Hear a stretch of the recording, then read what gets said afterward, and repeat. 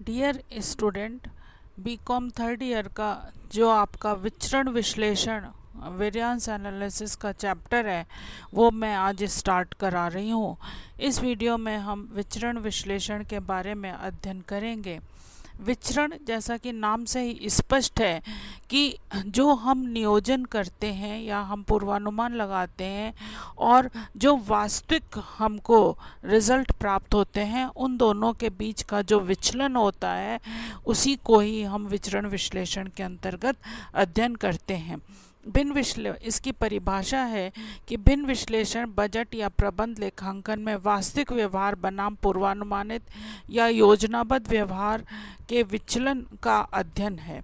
यह अनिवार्य रूप से इस बात से संबंधित है कि वास्तविक और नियोजित व्यवहारों का अंतर यह दर्शाता है कि व्यावसायिक प्रदर्शन कैसे प्रभावित हो रहा है, कि वास्तविक जो प्रदर्शन है वो किन व्यवहारों के कारण कैसे प्रभावित हो रहा है। इसको हम दो चरणों में तोड़ सकते हैं। अलग अलग संस्करण की गणना और रिकॉर्डिंग, हम अलग अलग तरीकों से इसकी गणना कर सकते हैं और प्रत्येक विचरण का कारण समझना कि विचरण क्यों हुआ है। भिन्नताओं के कारण कई हो सकते हैं जो कि इस प्रकार हैं। पहला, बाजार की स्थितियों में बदलाव जिसने मानक बजट प्रथाओं को अवास्तविक बना दिया। उदाहरण के लिए, यदि कच्चा माल की आपूर्ति के कारण आपूर्तिकर्ताओं को कीमतों में बढ़ोतरी करनी पड़े, यदि आपूर्तिकरण के लिए आप अधिक कीमत चुका रहे हैं तो विचरण होगा, महंगी हो जाएगी वस्तु। दूसरा है, बजट मानकों का पालन प्रकृति में बहुत आदर्शवादी हो सकता है। जैसे मशीन का उत्पादन गलत तरीके से किया जा सकता है। यदि आप पहले से ही उसका आदर्शवादी कि इतना घंटे वो काम करेगी मशीन और इतना प्रोडक्शन होगा, उसका आप गलत अनुमान लगा लें, तब भी विचरण हो सकता है।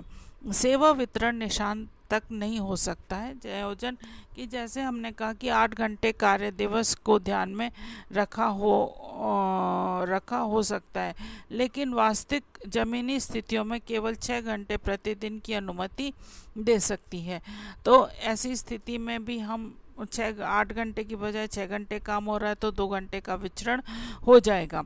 कुछ मामलों में नियोजन का कोई आधार नहीं हो सकता, जैसे कि रचनात्मक गतिविधियों के उत्पादन की सटीकता के उच्च स्तर पर बेंचमार्क नहीं किया जा सकता। ये हमने बेंचमार्क कर लिया कि इतना होना चाहिए, परंतु वास्तव में यदि उतना नहीं हुआ तो ऐसी स्थिति में भी विचलन हो सकता है। विशेषताएं, बजट निर्माण करना। बजट हमेशा पूर्वानुमान के आधार पर ही निर्मित किया जाता है। उपलब्धियों की माप व सूचना, ये हमने जो उपलब्धियां प्राप्त की, पहले तो बजट का निर्माण करना पूर्वानुमान के आधार पर, उपलब्धियां प्राप्त करना वास्तविकता के आधार पर। निरंतर तुलना या मूल्यांकन, बजट समंकों से विचरण की हमेशा तुलना की जानी चाहिए। और सुधारात्मक कार्यवाही कि जो भी विचरण हुए हैं वो किन कारणों से हुए हैं, उसका सुधारात्मक कार्यवाही की जानी चाहिए। अनुवर्तन एवं संशोधन, उसमें संशोधन की होना चाहिए, तभी हम उसको प्राप्त कर सकते हैं। विचरणों में जो अंतर है उसको कम कर सकते हैं।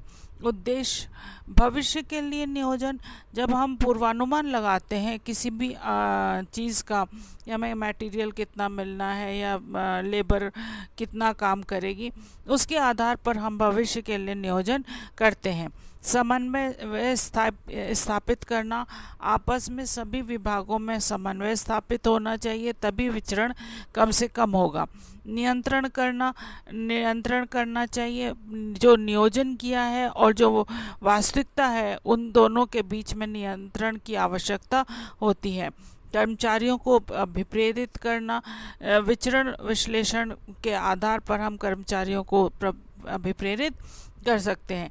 प्रभावशाली बजट नियंत्रण के तत्व, वास्तविक बजट होना चाहिए। हम केवल अपने ऐसे ही अवास्तविक तरीके से केवल हम ये मान करके चलें कि नहीं इतना हम हासिल कर लेंगे, परंतु वास्तव में इतना नहीं हो पाए, इसे वास्तविक बजट होना चाहिए।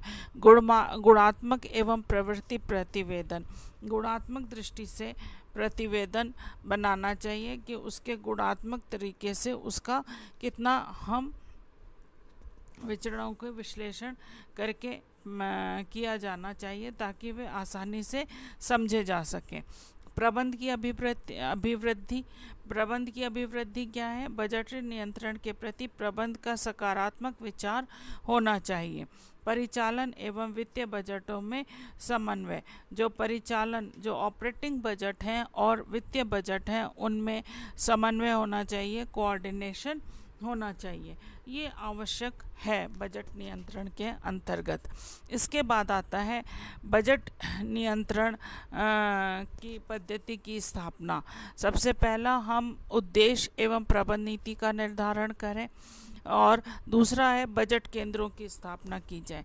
किसी भी व्यवसाय में बजट केंद्रों की स्थापना करने के पश्चात ही बजट का निर्माण किया जा सकता है। पर्याप्त लेखांकन अभिलेखों का समावेश होना चाहिए। हमारे पास पर्याप्त लेखांकन अभिलेख होने चाहिए, जैसे कि बैलेंस शीट है, प्रॉफिट एंड लॉस अकाउंट है, और जितना भी हमारे खर्चे हो रहे हैं उनका पूरा हमारे पास समावेश होना चाहिए। संगठन चार्ट का निर्माण, कि उसमें कौन कौन लोगों का क्या दायित्व है और उनके क्या उनको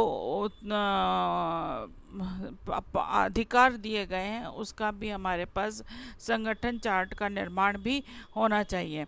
बजट समिति की स्थापना, जब बजट नियंत्रण के अंतर्गत बजट समिति भी होनी चाहिए। और उसके बाद बजट पुस्तिका का निर्माण। बजट पुस्तिका बहुत ही इम्पॉर्टेंट होती है, जो कि ये बतलाती है कि किस किन नियमों के आधार पर क्या क्या किया जा सकता है। प्रमुख कारक का निर्धारण, मैंने आपको जब बजट के बारे में पढ़ाया था तो प्रमुख कारक बताए थे। प्रमुख कारक वह कारक होते हैं जो कि बजट को प्रभावित करते हैं, जैसे लेबर या मटेरियल कोई भी हो सकता है। क्रियाशीलता का निर्धारण और बजट अवधि का निर्धारण, कितनी समय के लिए है। अनुमान एवं बजट तैयार करना, अनुमान लगाना और बजट को तैयार करना। वास्तविक निष्पादन से तुलना, जो हमने बजट बनाया था और जो हमारा वास्तविक निष्पादन हुआ है उसमें तुलना करना। बजट प्रतिवेदन तैयार करना, उसका प्रतिवेदन तैयार करना और उसके बाद में उसका संशोधन करना। ये हमारे मुख्य कारण हो सकते हैं। इसके बाद आता है बजट नियंत्रण के महत्व। नियोजन में सुधार करना, आगे की सोचने की आदत को डालना, उद्देश्यों को स्पष्टीकरण, उद्देश्य स्पष्ट होने चाहिए, साधनों का पूरा सदुपयोग होना चाहिए और व्यावसायिक क्रियाओं में स्थायित्व आना चाहिए। इधर अधिकार, कर्तव्य एवं दायित्वों को स्पष्ट होना चाहिए। निर्धारण समन्वय में सहायक, प्रभावपूर्ण समन्वय हो और सहयोग की भावना को प्रोत्साहन, आपस में सहयोग होना चाहिए। इसके साथ सूचना व पारस्परिक विनिमय को प्रोत्साहन, सूचना और पारस्परिक विनिमय को प्रोत्साहन दिया जाना चाहिए। श्रम प्रबंध संबंधों में सुधार, इसकी भी आवश्यकता होती है। और इसके बाद आता है नियंत्रण में सहायक, जो कमियां हैं उनकी जानकारी पूरी तरीके से हमको होनी चाहिए, तभी उसमें सुधार किया जा सकता है।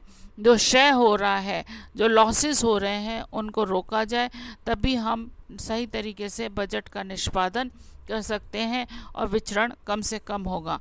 व्यक्तियों को अभिप्रेरित करना, जब व्यक्तियों को अभिप्रेरित किया जाएगा, कर्मचारियों को अभिप्रेरित किया जाएगा, तभी वो अधिक से अधिक कार्य कर सकते हैं और विचरण को कम कर सकते हैं। अपवाद द्वारा प्रबंध, कुछ ऐसा प्रबंध किया जाना चाहिए जो कि वास्तव में हमेशा ऐसा नहीं हो रहा है, परंतु कुछ उसमें परिवर्तन किया जाए। सीमाएं, शुद्धता संदेहास्पद, कई बार हमारे पास जो आंकड़े आते हैं वो संदेहास्पद होते हैं। निषेधात्मक लागतें, कुछ लागतें ऐसी होती हैं जो कि है ना पता नहीं होती और हो जाती हैं, उनको निषेधात्मक लागतें कहते हैं, जिसके कारण भी विचरण पाया जाता है। लोचहीनता, कई बार विचरण के कारण लोचहीनता की भी स्थिति पाई जाती है, क्योंकि लोचहीनता रहती है, जो हमें टारगेट दिए गए उसी के अंतर्गत कार्य करना है। कर्मचारी वर्ग द्वारा विरोध, कई बार कर्मचारियों का विरोध भी उत्पन्न हो जाता है और उसके कारण, विचरण के कारण। और लेखा परीक्षक की स्वतंत्रता में बाधक, जो लेखा परीक्षक है उसकी स्वतंत्रता में भी बाधक का कार्य करता है। विचरणों को छिपाया जाना, ये भी एक मुख्य